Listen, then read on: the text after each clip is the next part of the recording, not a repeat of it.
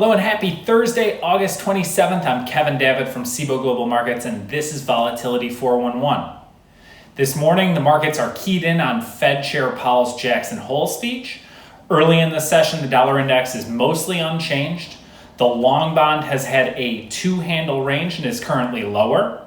The S&P 500 continues to move higher after yesterday's advance. The S&P 500 is now flirting with the 3,500 level.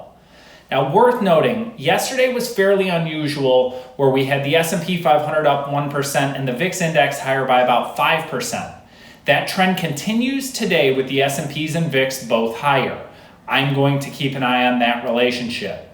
Now, the S&P 500 is more than 13% above its 200-day moving average. The NASDAQ 100 is 29% over its 200-day moving average. Looking at VIX term structure, spot VIX is right around 24. September futures 26.5 and October 30.85.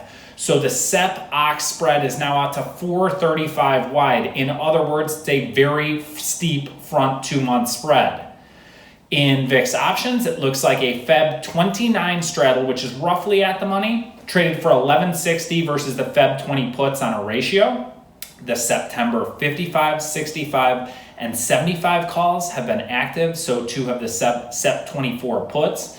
So the narrative is largely unchanged. Equities continue to move higher with big tech acting bulletproof. The positive correlation between equities and VIX of late could signal caution, and fixed income volatility measures have also started moving higher of late.